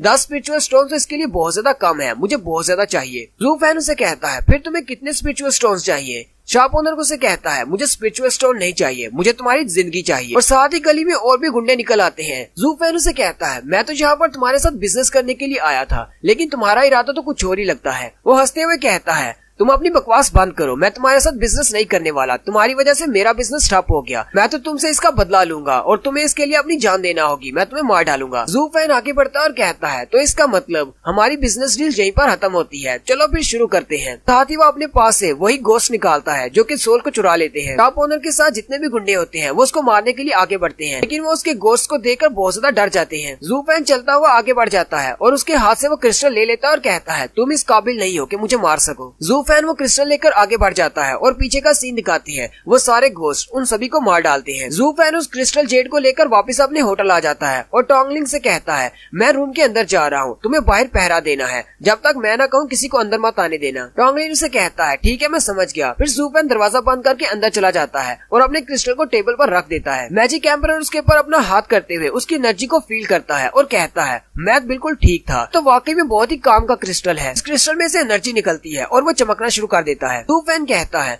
हाँ ये वाकई में वही है, ये तो फेरी ब्लड क्रिस्टल है। साथ ही वो फेरी ब्लड क्रिस्टल के बारे में बताता है कि ये बहुत ज्यादा रेयर स्टोन है। हजारों मॉन्स्टर्स को मारने के बाद उनका प्योर ब्लड मिलाकर इस क्रिस्टल को बनाया जाता है और इसको बनने में भी हजारों साल लगते हैं, इसलिए ये बहुत ज्यादा रेयर है, लेकिन इसकी एनर्जी बहुत ज्यादा होती है। इस क्रिस्टल को यूज करके कोई भी एक ब्लडी बेबी बना सकता है। मेरे पास जो बुक ऑफ एस्पर थी उसमें ब्लडी बेबी बनाने का तरीका लिखा हुआ था कि फेरी ब्लड क्रिस्टल को यूज करते हुए हम अपने लिए एक ब्लडी बेबी बना सकते हैं। जब आप एक ब्लडी बेबी बना लेते हैं तो अपनी पावर से वो किसी को भी मार सकता है। ब्लडी बेबी इतना ज्यादा पावरफुल है कि वो होली लैंड में भी कल्टीवेट कर सकता है। 7 एम्परर्स भी उसके सामने कुछ नहीं है, वो भी उसको गुस्सा नहीं दिलाना चाहेंगे। इसको एक्टिवेट करने के लिए मुझे अपने ब्लड की जरूरत होगी। वो अपनी क्लाई को काटता है और अपने ब्लड को क्रिस्टल पर डालना शुरू करता है। जूफेन कहता है मुझे तो यकीन नहीं हो रहा, मैं इतना ज्यादा लकी हूँ, मुझे एक फेरी ब्लड क्रिस्टल मिल गया है। जूफेन कहता है द बुक ऑफ एस्पर के सीक्रेट के मुताबिक कोई ब्लडी बेबी बनाना चाहता है तो उसे अपनी बॉडी का फ्रेश ब्लड स्टोन के ऊपर डालना होगा, यहाँ ताकि ये क्रिस्टल एक्टिवेट ना हो जाए और इसके अंदर से उसे ब्लडी बेबी की हार्ट बीट महसूस होना शुरू हो जाए, लेकिन तब तक हमें इसके ऊपर ब्लड डालते रहना है। जूफेन कहता है मैंने अपना बहुत ज्यादा ब्लड जाया कर दिया है, अभी मुझे बहुत ज्यादा वीकनेस हो रही है। जूफेन कहता है जिस क्रिस्टल को एक्टिवेट करके अपने लिए एक ब्लडी बेबी बनाना होगा, मुझे इसके ऊपर ब्लड डालते रहना है क्योंकि मुझे दूसरा मौका नहीं मिलने वाला। कि अगर एक बार आप इसके ऊपर ब्लड डालना शुरू करते हैं तो जब तक ब्लडी बेबी बन नहीं जाता आप इसके ऊपर ब्लड डालना रोक नहीं सकते। अगर ऐसा करेंगे तो आप दोबारा इसके ऊपर ब्लड नहीं डाल पाएंगे, क्रिस्टल कभी भी दोबारा एक्टिवेट नहीं हो पाएगा। लेकिन जूफेन का बहुत ज्यादा ब्लड निकल चुका है, इसी वजह से वो बहुत ज्यादा थका हुआ है और उसे चक्कर भी आ रहे हैं और उसके मुंह से ब्लड निकलता है और कहता है अब मैं और नहीं कर सकता, अगर मैंने और ज्यादा ब्लड डाला तो मैं खुद भी मर जाऊंगा। मुझे लगता है कि मुझे यहीं पर हार मान लेनी चाहिए। और यहीं पर हमारी एपिसोड 3 का एंड होता है। एक्सप्लेनेशन अच्छी लगी हो तो कमेंट करके जरूर बताइएगा। चैनल को सब्सक्राइब कर दे, वीडियो को लाइक और शेयर कर दे। बुक ऑफ एस्पर की एपिसोड 4 के साथ हासिल। लास्ट एपिसोड के एंड पे हमने देखा था जूफेन ब्लडी बेबी बनाने की कोशिश कर रहा होता है और वो उस क्रिस्टल के ऊपर अपना ब्लड डाल रहा होता है, जिसकी वजह से वो बहुत ज्यादा फेंट हो जाता है क्योंकि उसका ब्लड बहुत ज्यादा बह चुका है। जूफेन कहता है अगर मैं इसको कंटिन्यू रखता हूँ तो मैं मर जाऊंगा, लेकिन अगर मैं इसको छोड़ देता हूँ तो मैं कभी भी ब्लडी बेबी नहीं बना पाऊंगा। वो कहता है क्या मुझे यहीं पर हार मान लेनी चाहिए, क्योंकि अगर मेरी सोल यहाँ से गायब हो जाएगी, अगर मैं मर जाऊंगा तो फिर मैं इस ब्लडी बेबी का क्या करूंगा। साथ ही वो अपनी बैक फ्लैश मेमोरीज में चला जाता है जहाँ पर 7 एम्परर्स उसे कह रही होती है मैजिक एम्परर जू जी फैन, अपनी इस बात को छोड़ दो, वो बुक ऑफ एस्पर हमारे हवाले कर दो। और साथ ही जू चैन की भी उसे याद आती है जिसने उसे हंजर मारा था, जिसकी वजह से वो यहाँ पर है। जू फैन कहता है ये सारे लोग चाहते हैं कि मैं मर जाऊँ, लेकिन मैं अभी तक जिंदा हूँ और मुझे मरना नहीं है, मुझे और भी ज्यादा स्ट्रॉन्ग बनना है। जू फैन अपनी और भी ज्यादा पावर्स को रिलीज करता है क्योंकि वो सारी बातें सोचकर गुस्सा हो जाता है और कहता है इन सबको मार डालूंगा मैं मैजिक एम्परर हूँ, मैं डीमन एम्परर हूँ। उन सभी लोगों ने मुझसे जो कुछ भी छीना है मैं वो सब कुछ वापस लूंगा, मुझे अपनी सारी पावर्स को वापस हासिल करना है। तो गुस्से के साथ जब अपनी पावर्स को रिलीज कर रहा होता है तो उसका वो रेलिक स्टोन एक्टिवेट हो जाता है। जू फैन उस पत्थर को अपने हाथ में उठाता है और कुछ मंत्र बोलता है की वजह से उसमें से रोशनी निकलना शुरू होती है और वो क्रिस्टल टुकड़े टुकड़े हो जाता है। फिर उसके अंदर से जो लाइट निकलती है वो सारी उसकी बॉडी के अंदर चली जाती है। जब वो सारी की सारी लाइट उसकी बॉडी के अंदर चली जाती है, जू फैन कहता है मैंने कर दिया, मैंने अपने लिए एक ब्लडी बेबी बना लिया। और साथ ही उसकी बॉडी के अंदर एक ब्लडी बेबी को दिखाते हैं। जू फैन कहता है अब जबकि मैंने एक ब्लडी बेबी को बना लिया है तो अब मुझे पता है कि मुझे कौन सी मार्शल आर्ट्स की ट्रेनिंग करनी है। वो अपने होटल का दरवाजा खोलकर बाहर आ जाता है, जबकि टोंगलिंग अभी भी बाहर ही बैठा होता है। वो उसे कहता है तो तुम फाइनली बाहर आ ही गए। टोंगलिंग उसे कहता है काई फैमिली वाले यहाँ पर आए हुए थे, वो कह रहे थे कि हम लोग काई फैमिली आ सकते हैं, लेकिन तुम क्योंकि बिजी थे इसलिए मैंने तुम्हें डिस्टर्ब नहीं किया। जू फैन उसे कहता है मुझे एक बात तो बताओ, क्या तुम पिछले 10 दिन से यहीं पर गार्ड कर रहे हो? टोंगलिंग उसे कहता है हाँ तुम्ही ने तो कहा था कि दरवाजे के बाहर पहरा देना है, किसी को भी अंदर मत आने देना, मैं पिछले 10 दिन से यहीं पर खड़ा हूँ। जू फैन हंसते हुए कहता है तुम तो बहुत ज्यादा अच्छे हो, तुम्हारा बहुत बहुत शुक्रिया, तुमने बहुत ही मेहनत की है। टोंगलिंग उसे कहता है अगर तुम्हें कोई मसला नहीं है तो फिर यहाँ से जल्दी से चलते हैं और काई फैमिली के मेंशन जाकर अपनी यंग लेडी से मिलते हैं। मिस जिया और यंग मास्टर वहाँ पर काफी दिनों से हमारा इंतजार कर रहे हैं। टोंगलिंग जैसे ही आगे आगे चलने लगता है, जू फैन उसे कहता है क्या तुम मुझसे ये नहीं पूछोगे कि 10 दिन तक मैं कमरे के अंदर क्या करता रहा हूँ? टोंगलिंग उसे कहता है नहीं, ये तुम्हारा अपना काम था, मैं तुमसे इस बारे में क्यों पूछूंगा, मुझे पता है जब तुम बताना चाहोगे तुम खुद ही मुझे बता दोगे तुम अंदर क्या कर रहे थे। चलो अब जल्दी से काई फैमिली चलते हैं, यंग लेडी वहाँ पर इंतजार कर रही है। जू फैन उसकी बात सुनकर मुस्कुराता है और कहता है ये बंदा तो बहुत ज्यादा भरोसे के लायक है, इस तरह का बंदा अपनी जिंदगी में पहले कभी नहीं देखा जो मुझ पर इतना ज्यादा यकीन करता हो। फिर वो लोग काई फैमिली के मेंशन चले जाते हैं। जू फैन कहता है इनका मेंशन तो बहुत ज्यादा बड़ा है, फैंग सिटी की फैमिली होने के नाते इनके पास काफी ज्यादा बड़ा घर है। लोग जैसे ही अंदर इंटर होने लगते हैं सामने खड़े गार्ड्स उन्हें रोक लेते हैं और कहते हैं तुम लोग कहाँ पर मुंह उठाए चले आ रहे हो, ये काई फैमिली का मेंशन है, कोई गरीब खाना नहीं है। टोंगलिंग उनसे कहता है मेरा नाम टोंगलिंग है और मैं लू फैमिली का हेड गार्डियन हूँ और इसका नाम जू फैन है और ये लू फैमिली का बटलर है और हमारी लू फैमिली की मिस जिया तुम लोगों की गेस्ट है। जबकि जू फैन सोच रहा होता है इससे पहले तो ये लोग मुझे अपना गुलाम कहते थे, आज इन्होंने मुझे अपना बटलर बना लिया। टोंगलिंग जू फैन से कहता है 8 दिन पहले मिस जिया ने इन लोगों को बताया था कि तुम उनके सर्वेंट नहीं बल्कि उनके बटलर हो, तुम्हें तो इस बात के लिए खुश होना चाहिए, तुम्हारी तरक्की हो गई है। जबकि जू फैन उसकी बात सुनकर खुश होने की बजाय सोच रहा होता है मैं एक डीमन एम्परर हूँ, लोगों ने मुझे यहाँ पर बटलर बना रखा है। साथ ही वो कहता है लेकिन काई फैमिली के ये गार्ड्स ये तो बहुत ज्यादा बुरे हैं, मुझे नहीं लगता कि ये हमें अंदर जाने देंगे। वो दोनों गार्ड्स हंसना शुरू कर देते हैं और उनसे कहते हैं तो यहाँ पर लू फैमिली से 2 और नमूने चले आए हैं, 2 नमूने पहले से यहाँ पर मौजूद हैं, चलो ठीक है तुम लोग भी अंदर चले जाओ। टोंगलिंग उनकी बात सुनकर गुस्सा हो जाता है और कहता है तुम्हारी हिम्मत कैसे हुई मेरी लू फैमिली के बारे में ऐसी बात करने की। जू फैन उसे खींचता हुआ अंदर ले जाता है। टोंगलिंग उसे कहता है तुम मुझे खींच क्यों रहे हो, मैं उनको अच्छा सबक सिखा सकता था। जू फैन सोच रहा होता है नौकरों के एटीट्यूड को देखकर लगता है कि उनका मालिक कैसा होगा। जू फैन कहता है अगर उन्होंने हमारे साथ इस तरह बिहेव किया है तो यंग लेडी मिस जिया के साथ भी ऐसे ही कर रहे होंगे। मुझे नहीं लगता कि काई फैमिली अब लू फैमिली के लिए सेफ है। टोंगलिंग और जू फैन सामने एक टूटे हुए घर की तरफ जाते हैं। वो कहते हैं ऐसा कैसे हो सकता है, ये लोग तो बहुत ज्यादा बुरे हैं, लू फैमिली के यंग मास्टर को इन्होंने यहाँ पर रखा हुआ है, हम लोग यहाँ पर इनके गेस्ट बनकर आए हैं और उन्हें हमारे यंग मास्टर को देखो कितने बुरे घर में रखा है। जू फैन कहता है इन्होंने तो हमारे यंग मास्टर को जिस कंडीशन में रखा हुआ है ये तो इंसानियत के भी खिलाफ है, इन्हें तो बिल्कुल गुलामों की तरह इन्हें यहाँ पर रखा हुआ है, जबकि ये लोग नॉर्मल फैमिली से हैं। लोग जैसे ही उस टूटे फूटे हट के अंदर जाते हैं तो यंग मास्टर वहाँ पर मुंह लटकाए बैठा होता है। टोंगलिंग जल्दी से अंदर जाता है और कहता है यंग मास्टर जुनहाई आप यहाँ पर क्या कर रहे हैं, क्या आप ठीक हैं? वो भी उसे देखकर बहुत ज्यादा खुश हो जाता है। जुनहाई भागता हुआ आता है और टोंगलिंग के साथ लिपट जाता है और रोना शुरू कर देता है। टोंगलिंग उसे कहता है प्लीज मुझे माफ कर दे, मुझे यहाँ पर आने में देर हो गई। जू फैन उसे कहता है बच्चे तुम्हारी बहन कहाँ पर है? जुनहाई उसे कहता है मेरी बहन काई फैमिली के यंग मास्टर को देखने के लिए गई है, काई फैमिली के लीडर ने कहा है कि यंग मास्टर के पास जाओ और उसे जाकर कहो कि तुम ये शादी नहीं करना चाहती।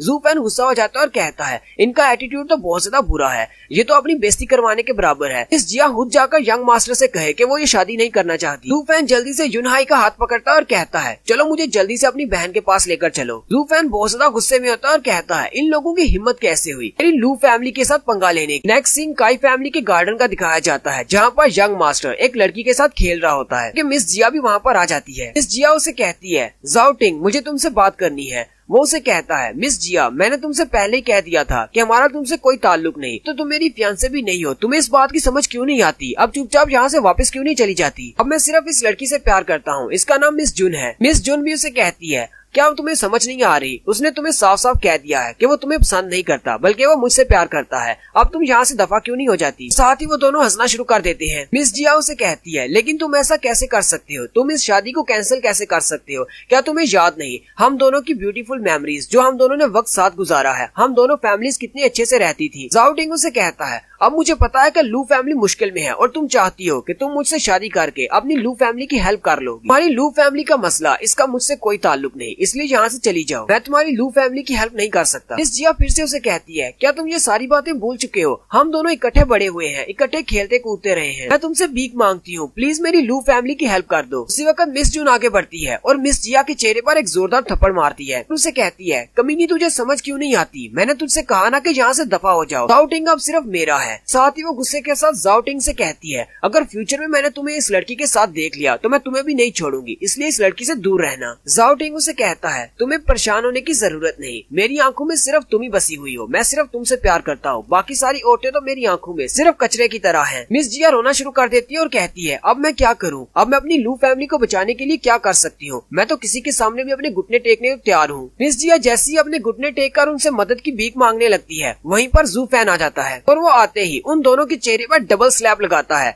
यानी कि जाओ टिंग और मिस जुन दोनों के चेहरे पर एक एक थप्पड़ लगाता है। वो दोनों ही अपने चेहरे पे हाथ रखकर खड़े हो जाते हैं और कहते हैं अब तू कौन आ गया? जाओ फैन उनसे कहता है कमीनो तुम्हारी हिम्मत कैसे हुई मेरी लू फैमिली की मिस जिया पर अटैक करने की? जाओ टिंग सोच रहा होता है इस लड़के की एज तो मेरे जितनी होगी लेकिन इसकी स्पीड बहुत ज्यादा है। मैं और मिस जून हम दोनों भी काफी ज्यादा स्ट्रॉन्ग हैं, लेकिन ये तो हमसे भी ज्यादा स्ट्रॉन्ग है। हम लोग नोबल्स हैं और फिर भी इसने हमारे चेहरे पर आकर थप्पड़ मार दिया। क्योंकि जू फैन यानी कि डीमन एम्परर खुद भी ये सोच रहा होता है आखिर मैं यहाँ पर कर क्या रहा हूँ, मैं इस लड़की के लिए ये सब कुछ क्यों कर रहा हूँ? हालांकि मैंने अपनी पास्ट लाइफ में बहुत सारे लोगों को मारा है लेकिन कभी मुझे ऐसा कभी महसूस नहीं हुआ। ये तो इस कर्स मैजिक की वजह से है, द मैजिक ऑफ हार्ट की वजह से, जो मैं इस लड़की के लिए महसूस कर रहा हूँ। पता नहीं कब मैं इस लड़के की बॉडी से फ्री होऊंगा। अब इस लड़की की काई फैमिली में शादी नहीं होने वाली, लगता है कि मुझे इस कर्स मैजिक के साथ और भी कुछ दिन गुजारना पड़ेंगे। जू फैन आगे बढ़ता है और उसके आंसू पहुँचते हुए उसे कहता है चलो मेरे साथ, और उसे उठाकर साथ चल पड़ता है। मिस जून चिल्लाकर उसे कहती है वहीं पर रुक जाओ, तुम्हें क्या लगता है कि तुम लोग यहाँ पर हमें थप्पड़ मारकर यहाँ से आसानी से जा सकते हो? मिस जिया उसे कहती है तो अब तुम्हें क्या चाहिए? मिस जून उसे कहती है ये तो बहुत ही आसान है, तुम्हें मेरे सामने घुटने टेक कर जमीन पर अपना नाक रगड़ना होगा, वो भी 3 बार, तो मैं तुम्हें यहाँ से जाने दूंगी, और खास तौर पर इस लड़के को जिसने मुझे थप्पड़ मारा है। मिस जिया उसे कहती है तुम कुछ ज्यादा ही बोल रही हो, लोग ऐसा नहीं करेंगे।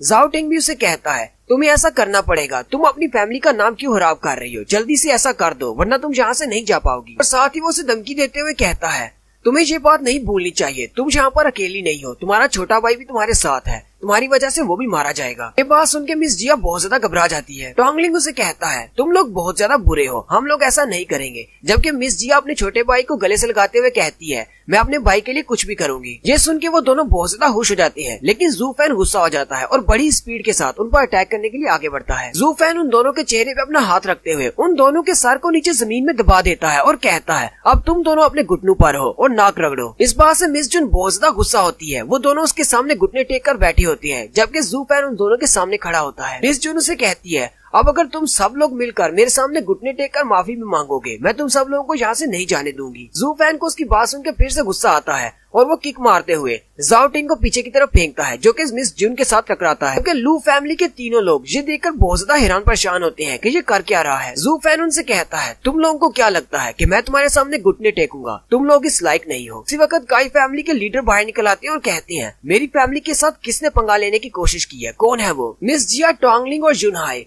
वहाँ पर उसे देखकर बहुत ज्यादा हैरान हो जाते हैं। और यहीं पर हमारी एपिसोड 4 का एंड होता है। एक्सप्लेनेशन अच्छी लगी हो तो कमेंट करके जरूर बताएं। चैनल को सब्सक्राइब कर दे, वीडियो को लाइक और शेयर कर दें। बुक ऑफ एस्पर की एपिसोड 5 के साथ हाजिर हूँ। अगर अभी तक आपने मेरे चैनल को सब्सक्राइब नहीं किया हुआ तो चैनल को सब्सक्राइब कर दे, वीडियो को लाइक और शेयर कर दे, शुक्रिया। लास्ट एपिसोड के एंड पे हमने देखा था काई फैमिली के लीडर वहाँ पर आ जाते हैं और उन सब से कहते हैं मेरे बच्चे को किसने मारा है। ज़ाओ टिंग अपने फादर को देखकर बहुत ज्यादा खुश हो जाता है और कहता है शुक्र है फादर आप यहाँ पर आ गए, इस लड़के ने मुझे बहुत ज्यादा पीटा है। उसके फादर ज़ू फैन की तरफ देखते हैं जबकि ज़ू फैन उनकी तरफ देखता है और कहता है तुम तो अपनी 8 लेयर में हो। ज़ाओ टिंग के फादर हैरान हो जाते हैं और कहते हैं ये मेरी कल्टीवेशन के बारे में कैसे जान सकता है, सिर्फ एक बार देखने पर इसे पता चल गया कि मैं 8वीं लेयर में हूँ। लीडर उसे कहते हैं लगता है कि तुम्हारी आंखें बहुत ज्यादा तेज हैं, तुम कौन हो। ज़ू फैन उसे कहता है मैं लू फैमिली का बटलर हूँ, मेरा नाम ज़ू फैन है। ज़ाओ टिंग के डैड सोच रहे होते हैं मैंने सुना था कि लू फैमिली वाले अपने लिए एक बटलर ढूंढ रहे हैं, लेकिन मुझे ये नहीं पता था कि उनका बटलर इतना ज्यादा यंग है और ऊपर से ये बहुत ज्यादा मिस्टीरियस भी है। मुझे इस तरह के किसी बच्चे से पंगा नहीं लेना जो कि बहुत ज्यादा स्ट्रांग हो सकता है। साथ ही वो कहता है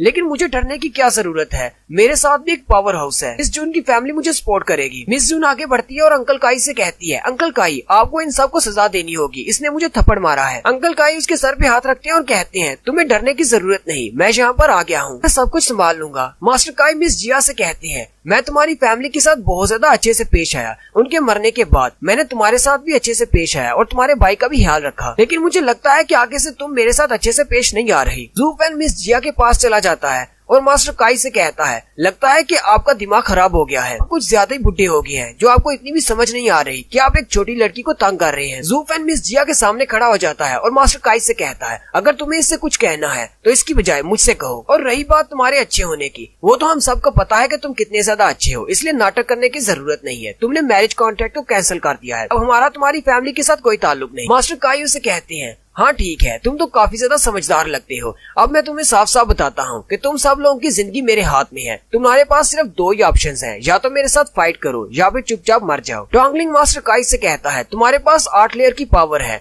अगर हम तुम्हारे साथ फाइट करेंगे तो हम सब लोग तो वैसे ही मारे जाएंगे। मिस जियाओ से कहती है अंकल काई मैं आपसे भीख मांगती हूँ, मेरा भाई छोटा है, आप इसको तो छोड़ दे। जबकि ज़ू फैन बहुत ज्यादा एक्साइटेड हो जाता है और कहता है अगर तुम्हें फाइट चाहिए तो पहले मैं स्टार्ट करता हूँ, और वो बड़ी स्पीड के साथ अटैक करने के लिए आगे बढ़ता है। मास्टर काई भी अपने हाथ को सामने करते हुए अपनी पावर को रिलीज करते हुए कहते हैं तुम्हारी हिम्मत कैसे हुई मुझ पर अटैक करने की। वहाँ पर एक जबरदस्त धमाका होता है, ज़ू फैन भी जल्दी से पीछे हट जाता है। मास्टर काई ज़ू फैन से कहते हैं वैसे तो मुझे अपनी की पावर को स्टोर करने में थोड़ा टाइम लग गया, अगर मैं पहले से स्टोर कर लेता तो तुम बच नहीं सकते थे, तुम तो बहुत ज्यादा लकी हो जो तुम इस अटैक से बच गए। ज़ू फैन कहता है मैं लक पर यकीन नहीं करता, मुझे सिर्फ अपनी स्ट्रेंथ पर भरोसा है। मास्टर काई अपने हाथ की तरफ देखते हैं तो उनके हाथ से ब्लड निकल रहा होता है। ज़ू फैन उनसे कहता है जरा अपने बेटे की तरफ तो देखो। वो जैसे ही अपने बेटे की तरफ देखते हैं तो ज़ाओ टिंग के मुंह से ब्लड निकल रहा होता है। ज़ू फैन ने यहाँ पर अपने ब्लडी बेबी को यूज किया है, ब्लडी बेबी को यूज करके वो किसी को भी दूर से मार सकता है। ज़ू फैन कहता है तुम्हारे बेटे की जान मेरे हाथ में है, इसलिए आगे तुम जो कुछ भी करने वाले हो उसके बारे में दोबारा एक बार सोच लो। ज़ू फैन अपनी उंगली का इशारा करता है तो ज़ाओ टिंग के मुंह से और भी ज्यादा ब्लड निकलता है। मास्टर काई उसे कहते हैं अच्छा ठीक है रुक जाओ, मुझे तुम पर यकीन है, मैं वैसा ही करूंगा जैसा तुम कहोगे। ज़ू फैन हंसते हुए कहता है फिर हमारा पीछा मत करना। वो अपनी फैमिली को लेकर वहाँ से जाने लगता है और मास्टर काई से कहता है आज के बाद तुम इस बात का खास तौर पर ध्यान रखना, अगर तुमने दोबारा कभी मेरी लू फैमिली पर नजर उठाकर भी देखी तो मैं तुम्हें मार डालूंगा। और हंसते हुए वो लोग वहाँ से चले जाते हैं, काई मैंशन से बाहर चले जाते हैं। मिस जून आगे बढ़ती है और अंकल काई से कहती है क्या वाकई में आप उन्हें ऐसे ही यहाँ से जाने देंगे। अंकल काई उसे कहते हैं मैं अपने पास्ट में बहुत ज्यादा लेजी हो गया था, मैंने अपनी मार्शल आर्ट्स की प्रैक्टिस को भी छोड़ दिया, लेकिन इसने मेरे अंदर के टाइगर को जगा दिया है। मैं इस ज़ू फैन को नहीं छोड़ने वाला क्योंकि ये फ्यूचर में तुम्हारी फैमिली के लिए नुकसानदेह हो सकता है। बहुत ही जल्दी कोई प्लान बनाता हूँ ताकि इसे मारा जा सके। मिस जून उसे कहती है अगर आप इसको हाथ लगाने से डर रहे हैं और अगर आप इसको अभी नहीं मारना चाहते तो मैं अपनी फैमिली से रिक्वेस्ट करूंगी, मेरी फैमिली के एल्डर्स इससे नहीं डरेंगे। मिस जून पीछे से चिल्लाकर कहती है तुमने मेरे चेहरे पर थप्पड़ मारा है, अब तुम्हें पता चलेगा कि इंपीरियल फैमिली के साथ पंगा लेना कैसा होता है। ज़ू फैन उन तीनों के साथ काई फैमिली के मैंशन के बाहर आ जाता है और थोड़ी देर चलने के बाद वो रुक जाता है और कहता है मिस जिया क्या तुम्हें 7 इंपीरियल फैमिलीज के बारे में पता है। मिस जिया उसे कहती है तुम्हें 7 इंपीरियल फैमिलीज के बारे में जानने की क्यों पड़ी है। डोंगलिंग भी हैरान हो जाता है और कहता है ये 7 इंपीरियल फैमिलीज कौन सी हैं। जुनहाई कहता है हाँ सिस्टर मुझे भी बताओ, मुझे भी जानना है। मिस जिया उन्हें बताती है पहले हम लोग जिस सिटी में रहते थे वहाँ पर हमें 7 इंपीरियल फैमिली से कोई डर नहीं था, लेकिन अब हम लोग यहाँ पर हैं सिटी में। यहाँ पर अगर हमारा सामना किसी इंपीरियल फैमिली के साथ होता है तो हमें जल्दी से उन्हें अवॉइड करना होगा, वरना हमारे बचने का कोई चांस नहीं, चाहे इंपीरियल फैमिली का कोई बंदा हो या फिर उनकी फैमिली का कोई कुत्ता ही क्यों ना हो। हॉन्गलिंग कहता है मिस जिया के चेहरे के एक्सप्रेशन देखकर तो लगता है ये 7 इंपीरियल फैमिलीज बहुत ज्यादा स्ट्रॉन्ग होगी, इसीलिए तो ये इतना ज्यादा डर रही है। जिया उन्हें कहती है जब हमारा टियानजू एम्पायर बना था तो सिर्फ एक फैमिली थी, एम्पायर फैमिली, और उनके साथ 7 मिनिस्टर्स थे। उन्होंने उन सबको स्पेशल ट्रीटमेंट दिया और वो 7 फैमिलीज आजकल एम्पायर फैमिलीज कहलाती है। उन्हें 7 इंपीरियल फैमिलीज कहा जाता है और वो सारी बहुत ज्यादा स्ट्रॉन्ग है क्योंकि वो एम्पायर फैमिली के साथ है, यानी कि किंग की फैमिली के साथ। तो उन 7 इंपीरियल फैमिलीज के पास अपने अपने इलाके हैं और अपनी अपनी फौज भी है। वो यहाँ की बाकी की सारी सिंगल फैमिली से बहुत ज्यादा स्ट्रॉन्ग है। अगर तुम उनमें से किसी एक भी फैमिली के खिलाफ जाते हो तो इसका मतलब तुम पूरे किंगडम के खिलाफ जा रहे हो और इसीलिए इन्हें 7 इंपीरियल फैमिलीज कहा जाता है। हॉन्गलिंग मिस जिया से पूछता है इस पूरे एम्पायर में ऐसी कोई फैमिली है जो कि उनको टक्कर दे सके। मिस जिया उसे कहती है नहीं, इस पूरे एम्पायर में ऐसी कोई भी फैमिली नहीं है जो कि उन्हें टक्कर दे सके। ये बात तो सभी छोटी फैमिलीज वाले जानते हैं कि 7 इंपीरियल फैमिलीज वालों के साथ पंगा नहीं लेना। जू फैन उससे पूछता है क्या सन फैमिली वाले भी सब में शामिल हैं? मिस जिया कहती है लेकिन तुम इस बारे में क्यों पूछ रहे हो? हॉन्गलिंग जू फैन से कहता है तुम भी बेवकूफों वाली बात कर रहे हो। अगर मिस को पहले से पता था कि वो 7 एम्पायर फैमिलीज में से एक से है तो वो तुम्हें उसे थप्पड़ मारने ही नहीं देती। कि मिस जिया वहाँ पर शर्मिंदा होकर खड़ी होती है क्योंकि उन्हें पता है कि सन फैमिली वाले 7 इंपीरियल फैमिलीज वालों के रिश्तेदार हैं। फैन कहता है मुझे जो पता है कि मिस सन का ताल्लुक 7 इंपीरियल फैमिलीज में से एक के साथ है। मिस जिया कहती है लेकिन तुम्हें ये बात कैसे पता चली? जू फैन कहता है जब हम लोग वहाँ से बाहर निकल रहे थे तो वो पीछे से चिल्लाकर कह रही थी कि 7 इंपीरियल फैमिलीज वाले तुम्हें नहीं छोड़ेंगे। हॉन्गलिंग और मिस जिया दोनों ही बहुत ज्यादा घबरा जाते हैं और कहते हैं ऐसा कैसे हो गया? लगता है कि हमने 7 फैमिली वालों के साथ पंगा ले लिया है, अब हमारा क्या बनेगा? मिस जिया जल्दी से आगे बढ़ती है और जू फैन का हाथ पकड़ते हुए कहती है चलो वापस चलते हैं और मिस सन से जाकर माफी मांग लेते हैं। जू फैन उसे अपना हाथ छुड़वाते हुए कहता है वहाँ पर जाना बिल्कुल बेकार है, अगर हम लोग वहाँ पर वापस जाते हैं तो सिर्फ मौत ही मिलेगी। यहीं पर जुनहाई की एंट्री होती है। जुनहाई यानी मिस जिया का छोटा भाई, वो कहता है ब्रदर जू फैन तो अब हम लोग क्या करेंगे? आज से पहले वो सिर्फ उसे गुलाम ही कहता आ रहा था। वो सारे उसकी तरफ देखते हैं तो जुनहाई चमकती हुई आंखों के साथ जू फैन के सामने खड़ा होता है और कहता है प्लीज ब्रदर अब कुछ करो, हमारे साथ क्या होने वाला है? जू फैन उसे कहता है छोटे कीड़े तुम तो हमेशा मुझे एक गुलाम कहते थे, आज तुम मुझे ब्रदर क्यों कह रहे हो? जुनहाई हंसते हुए उससे कहता है ये तो मैं आपकी रिस्पेक्ट कर रहा हूँ क्योंकि आपने हमारी जान बचाई है। जुनहाई यू फैन से कहता है आज के बाद तुम मेरे बड़े भाई हो, मुझे तो इस बात से भी फर्क नहीं पड़ता, चाहे तुम मेरे जीजा जी भी बन सकते हो, हमें एक बार और बचा लो। मिस जिया चिल्लाकर उसे कहती है जुनहाई अपनी बकवास बंद करो, ये क्या बकवास बातें कर रहे हो? यू फैन मिस जिया से पूछता है क्या यहाँ पर फैंग सिटी में 7 इंपीरियल फैमिलीज की टक्कर की कोई फैमिली है? वो उसे कहती है हाँ यहाँ पर एक फैमिली है, यहाँ पर एक फैमिली है जिसका नाम क्यानलोंग फैमिली है, वो बहुत ज्यादा अमीर है। 7 इंपीरियल फैमिलीज वाले भी उनकी बात सुनते हैं। जू फैन जुनहाई के सर पे हाथ रखता है और कहता है अच्छा ठीक है चलो फिर पहले वापस चलते हैं, कल हम लोग क्यानलोंग की फैमिली के पास जाएंगे। मिस जिया उससे पूछती है लेकिन हम लोग वहाँ पर जाकर करेंगे क्या? जू फैन कहता है हम लोग उनके साथ दोस्ती करेंगे और उन्हें अपना साथी बनाएंगे। नेक्स्ट सीन अगले दिन का होता है। क्यानलोंग पवेलियन को दिखाया जाता है जहाँ पर 2 इंपीरियल गार्ड्स बाहर खड़े होते हैं। गार्ड्स उनकी तरफ देखकर कोई अच्छा सा रिएक्शन नहीं देते। जू फैन कहता है इनके गार्ड्स भी बहुत ज्यादा स्ट्रॉन्ग हैं, मुझे तो लगा था ये फैमिली वाले सिर्फ स्ट्रॉन्ग हैं। जैसे वो लोग दरवाजे के करीब पहुंचते हैं वो गार्ड्स उनको वहीं पर रोक देते हैं और कहते हैं तुम लोग यहाँ पर क्यानलोंग पवेलियन में क्या करने के लिए आए हो, यहीं पर रुक जाओ। जू फैन कहता है जाकर अपने मास्टर्स को बताओ कि लू फैमिली की मिस जिया उनसे मिलना चाहती है। तो गार्ड्स उसकी हरकत की वजह से गुस्सा हो जाते हैं क्योंकि जू फैन उनकी तरफ देखकर बात नहीं कर रहा होता। वो कहते हैं इस लड़के की हिम्मत कैसे हुई दूसरी तरफ वो करते हुए हमसे बात करने की। गार्ड हंसते हुए कहता है मैंने कभी लू फैमिली के बारे में नहीं सुना, ये कौन सी फैमिली है? तो गार्ड उनसे कहता है मुझे नहीं लगता कि तुम्हें अंदर जाने देना चाहिए, इसलिए अभी यहाँ से वापस चले जाओ। जू फैन उसे कहता है मुझे लगता है कि तुम्हें जाकर अपने मास्टर से पूछना चाहिए, तुम्हारे पास ये राइट नहीं है डिसाइड करने का कौन अंदर जाएगा कौन नहीं। वो गार्ड्स उसकी बात सुनकर गुस्सा हो जाते हैं और अपनी पावर्स को रिलीज करते हैं। जू फैन हंसते हुए उनसे कहता है तो क्यानलोंग वाले अपने गेस्ट को इसी तरह ट्रीट करते हैं, ये तो बहुत ही डिसअपॉइंटेड मेथड है। इसी वक्त दरवाजा खुलता है और अंदर से एक नोबल लेडी बाहर आती है। ये वही लड़की है जो उस दिन बाजार में से जेड स्टोन खरीद रही थी और शॉप ओनर से कह रही थी कि तुम्हारा जेड स्टोन फेक है। वो गार्ड्स उसे देखते हुए जल्दी उसके पास चले जाते हैं और कहते हैं ये लोग यहाँ पर मसला क्रिएट कर रहे हैं इसलिए हम इनको यहाँ से भगा रहे हैं। हॉन्गलिंग जू फैन से कहता है वो ये तो वही लड़की है, उस लड़की का नाम नुई होता है। नुई उनसे कहती है अच्छा तो तुम लोग यहाँ पर विजिटर्स बनकर आए हो, विजिटर्स हमारे गेस्ट हैं, आ जाओ अंदर। साथ ही वो जू फैन से कहती है तो हम एक बार फिर से मिल गए। जू फैन भी काफी खुश हो जाता है और कहता है मैंने सोचा नहीं था कि ये यहीं पर मिलेगी, लेकिन लगता है कि अब तो हमारा काम और भी ज्यादा आसान हो जाएगा। तो जू फैन से कहती है मेरा नाम लॉन्ग नुई है और मैं यहाँ पर कियान पवेलियन में ही रहती हूँ। तो यहाँ के लीडर लॉन्ग जू मेरे अंकल हैं। मैं जान सकती हूँ कि आप लोग यहाँ पर क्या करने के लिए आए हैं। जू फैन कहता है चलो मैं पहले अपना इंट्रोडक्शन करवाता हूँ। मेरा नाम जू फैन है और मैं लू फैमिली का बटलर हूँ और ये लड़की इसका नाम मिस जिया है और ये लू फैमिली की मिस है। मैंने सुना है कि कियान लॉन्ग वाले बिजनेस में बहुत ही अच्छे हैं और 7 इंपीरियल फैमिलीज में आपकी फैमिली को बिजनेस करने की सबसे अच्छी सेंस है, इसीलिए मैं अपनी मिस जिया को यहाँ पर लेकर आया हूँ। ये यहाँ पर कुछ बेचना चाहती है। लॉन्ग नुयू से कहती है तुम जो कुछ भी बेचना चाहती हो उसे पहले मैं देखूंगी, उसके बाद मास्टर को दिखाया जाएगा। तो उन्हें अपने साथ लेकर अंदर चली जाती है जबकि गार्ड्स आपस में बातें कर रही होती हैं। मुझे तो यकीन नहीं होता कि ये लड़का मिस नुई को जानता है। क्या ये दोनों आपस में दोस्त हैं? दूसरा गार्ड उसे कहता है नहीं मुझे तो ऐसा नहीं लगता और वैसे भी थोड़ी देर में वो उन्हें उठाकर बाहर फेंक देंगे क्योंकि इनके पास कोई ऐसी चीज तो होने नहीं वाली जो कि बहुत ही महंगी हो और वो खरीदने लायक हो। वो दोनों गार्ड्स हंसना शुरू कर देते हैं और कहते हैं जैसे वो उन्हें उठाकर बाहर फेंकेंगे फिर हम उन्हें अच्छा सबक सिखाएंगे, खास तौर पर उस लड़के को जो हमारे सामने कुछ ज्यादा ही भुदक रहा था। लॉन्ग नुई उन्हें अंदर ले आती है। वो सारे अंदर जाकर बैठ जाते हैं। लॉन्ग नुई कहती है तुम्हारे पास जो कुछ भी है बेचने के लिए उसे जल्दी से दिखाओ, मैं उसे पहले देखूंगी।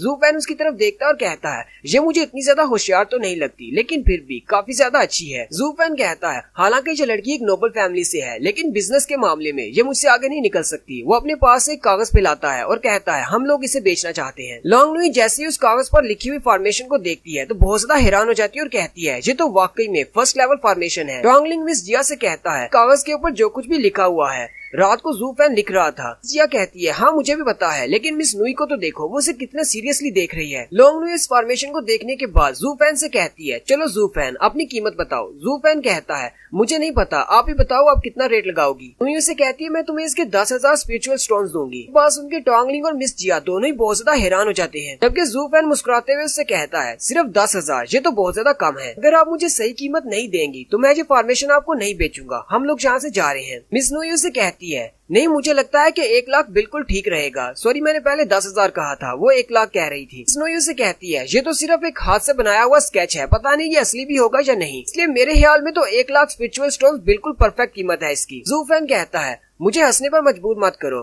तुम झूठ बोल रही हो, ये बिल्कुल असली है इसलिए तुम्हें 1 लाख से ज्यादा देने होंगे। जू फैन अपना हाथ आगे करता है और कहता है जल्दी से ये स्केच मुझे वापस करो, हम लोग यहाँ से जा रहे हैं, हमें ये नहीं बेचना। मिस नोयू से कहती है अच्छा ठीक है जाने की जरूरत नहीं, मैं तुम्हें 3 लाख दूंगी। जू फैन उसे कहता है नहीं मैं उसे 3 लाख में भी नहीं बेचूंगा। मिस नोयू काफी ज्यादा हैरान हो जाती है और कहती है ये तो मुझे पता है कि ये फर्स्ट लेवल फॉर्मेशन है लेकिन इसमें ऐसी बहुत सारी पिक्चर्स हैं जो मैंने नहीं देखी हुई, अब मैं क्या करूं, क्या मैं इसे ज्यादा कीमत बढ़ा दूं या नहीं। मुझे पता है कि हमारा बहुत सारा पैसा जाया हो जाएगा लेकिन फर्स्ट लेवल की फॉर्मेशन को हासिल करना ये बहुत ज्यादा इम्पोर्टेंट है। जू फैन उसे फिर से कहता है चलो अब जल्दी भी करो, मेरी फॉर्मेशन को वापस करो। नुई अपने प्लान को चेंज करते हुए मिस जिया से कहती है मिस जिया ये फॉर्मेशन आपकी 3 लाख से ज्यादा की नहीं है और इस पूरे एम्पायर में आपको 3 लाख से ज्यादा कोई भी नहीं देगा, इसलिए आप इसे मुझे बेच दें। जबकि मिस जिया को तो पता ही नहीं होता कि ये फॉर्मेशन है किस चीज की, वो बहुत ज्यादा घबरा जाती है। लॉन्ग नुई से कहती है मिस जिया फ्यूचर में हम आप लोगों के साथ और भी बहुत सारा बिजनेस करेंगे और आप लोग हमारे VIP गेस्ट बनकर आया करेंगे, इसलिए जल्दी से इस पिक्चर को मुझे बेच दें। मिस जिया उसकी बात सुनकर बहुत ज्यादा खुश हो जाती है और जू फैन की तरफ देखते हुए कहती है जू फैन क्या हमें इसे बेच देना चाहिए। जू फैन उसे कहता है तुम अपना मुंह बंद रखो और साइड पर खड़ी रहो। जू फैन उसे कहता है मिस नुई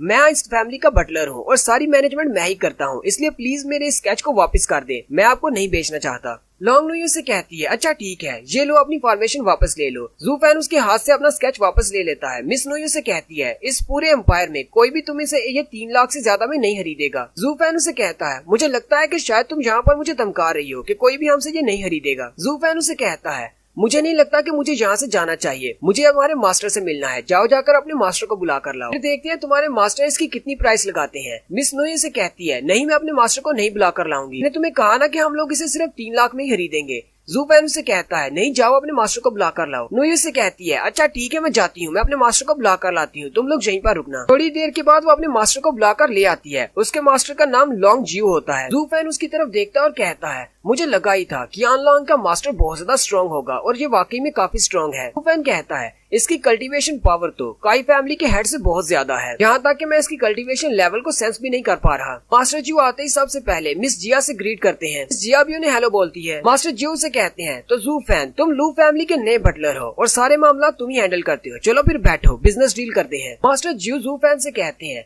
मैंने सुना है कि तुमने कहा है मिस न्यू ने तुम्हें ठीक प्राइस नहीं दी, चलो फिर आओ और मुझे दिखाओ, मैं देखता हूँ तुम्हारे पास क्या है। जू फैन उसके सामने अपने स्केच को ओपन करता है। मिस्टर ज्यूस जैसे इस फॉर्मेशन की तरफ देखते हैं वो बहुत ज्यादा चौंक जाते हैं, लॉन्ग न्यू उन्हें कहती है, अंकल मैंने आपसे कहा था कि इसकी फर्स्ट लेवल की फॉर्मेशन अरे बिल्कुल असली है और मैंने इसे 3 लाख की ऑफर भी की, लेकिन ये मान नहीं रहा। मास्टर जू जू फैन की तरफ देखते हैं। जू फैन मास्टर जू की तरफ देखता है। मास्टर जू कहते हैं, मुझे नहीं लगा था कि लू फैमिली के पास इस तरह की कोई फॉर्मेशन होगी। मास्टर जू जू फैन से कहते हैं, मैं तुमसे ये फॉर्मेशन खरीद लूंगा और मैं तुम्हें इसके बदले में 18 लाख दूंगा। टोंगलिंग और मिस जिया दोनों ही ये बात सुनकर बहुत ज्यादा हैरान हो जाती है, जबकि मिस लॉन्ग न्यू भी ये बात सुनकर बहुत ज्यादा हैरान हो जाती है और वो अपने अंकल को टोकने लगती है, लेकिन अंकल जू से कहते हैं, तुम शांत रहो। जू फैन 18 लाख की बात सुनकर उनसे कहता है, नहीं मुझे इसे नहीं बेचना, मैंने इसकी बहुत ही कम कीमत लगाई है। अब जू फैन की बात सुनकर टोंगलिंग और मिस जिया और भी ज्यादा हैरान हो जाते हैं और यहीं पर हमारी एपिसोड 6 का एंड होता है। एक्सप्लेनेशन अच्छी लगी हो तो कमेंट करके जरूर बताएं। चैनल को सब्सक्राइब कर दें, वीडियो को लाइक और शेयर कर दें। शुक्रिया।